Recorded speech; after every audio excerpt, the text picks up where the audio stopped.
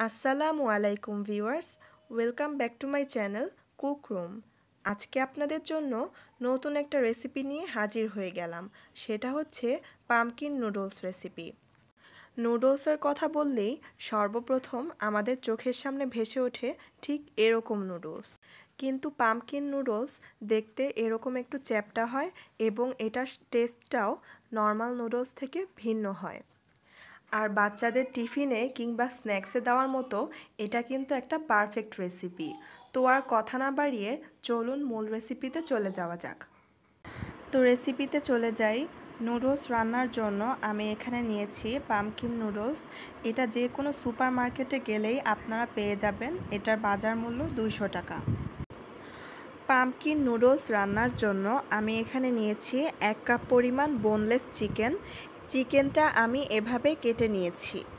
আরও নিয়েছি 1/4 কাপ পরিমাণ ফালি করে রাখা কাঁচামরিচ, 1 কাপ পরিমাণ পেঁয়াজ কুচি, 1/2 কাপ পরিমাণ টমেটো সস, ডিম নিয়েছি 4টি, রসুন কোয়া নিয়েছি 1/4 কাপ পরিমাণ, লবণ নিয়েছি স্বাদ মতো, নিয়েছি 1 কাপ পরিমাণ গাজর কুচি, সবুজ ক্যাপসিকাম নিয়েছি 1/4 কাপ পরিমাণ এবং হলুদ ক্যাপসিকামও নিয়েছি 1/4 কাপ পরিমাণ।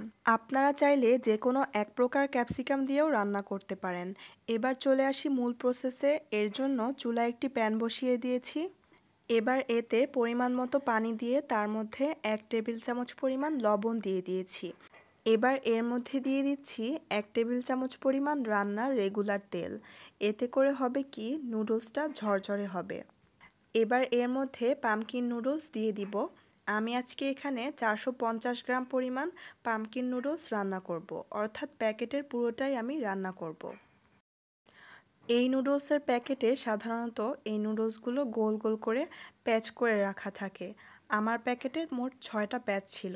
আমি এই পুরো প্যাকেটটাই রান্না করব। এবার একটা স্প্যাচুলার সাহায্যে সবগুলো নুডলস এভাবে নেড়েচেড়ে পানির সঙ্গে সিদ্ধ করে নিচ্ছি। নুডলস সিদ্ধ করা হয়ে গিয়েছে। এবার এটাকে একটা ঝাঁঝরির ভেতরে ঢেলে তারপর ঠান্ডা পানি দিয়ে ধুয়ে নিচ্ছি। এবার চুলায় একটি প্যান বসিয়ে তাতে দিয়ে দিচ্ছি 1 কাপ পরিমাণ রান্নার রেগুলার তেল। তেলটা একটু গরম হয়ে এলে এর মধ্যে দিয়ে দিচ্ছি থেতো করে নেওয়া রসুনের কোয়াগুলো। এবার রসুনের কোয়াগুলোকে প্রায় 1 মিনিটের মতো ভেজে নিয়ে এর মধ্যে দিয়ে দিচ্ছি পেঁয়াজ কুচি। পেঁয়াজটা হালকা গোল্ডেন ব্রাউন করে ভেজে নেওয়া হয়ে গেলে এর মধ্যে দিয়ে দিচ্ছি বোনলেস চিকেনের পিসগুলো। আর চিকেনের পিসগুলো এর মধ্যে দিয়ে দেওয়ার আগে আমি এর মধ্যে অ্যাড করে নিয়েছি কিছুটা মরিচের গুঁড়ো। এখানে আমি 1 টেবিল চামচ পরিমাণ মরিচের গুঁড়ো দিয়েছি। আপনারা আপনাদের স্বাদ অনুযায়ী দেবেন। এটা কিন্তু নুডলসের স্বাদকে বহুগুণে বাড়িয়ে দেয়।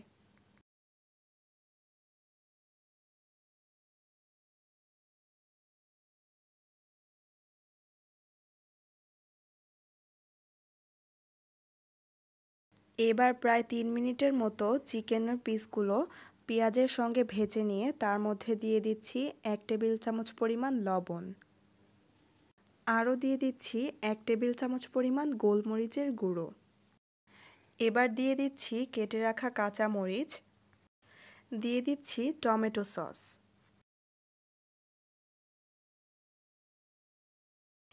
এবার সবগুলো উপকরণ নেড়েচেড়ে এর মধ্যে দিয়ে দিচ্ছি ভেজিটেবলস।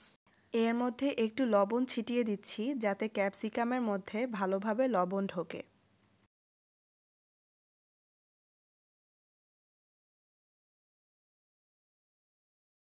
এবার এগুলোকে নেড়েচেড়ে নিচ্ছি।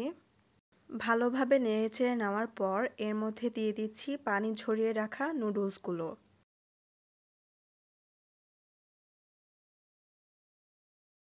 এবার সবগুলো উপকরণের সাথে নুডলসগুলো উল্টে পাল্টে নেড়েচেড়ে নিচ্ছি।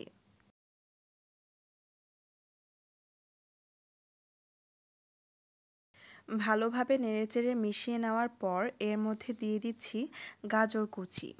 গাজর কুচি দেওয়ার আগে এর উপর ছিটিয়ে দিচ্ছি 2 টেবিল চামচ পরিমাণ চিনি।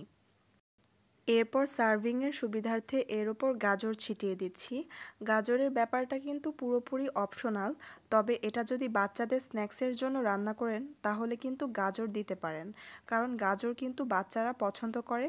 এছাড়া গাজর কিন্তু বাচ্চাদের নিউট্রিশনেও অনেক হেল্প করে। এখন সবগুলো উপকরণ নুডলসের সাথে নেড়েচেড়ে খুব ভালোভাবে মিশিয়ে নিচ্ছি।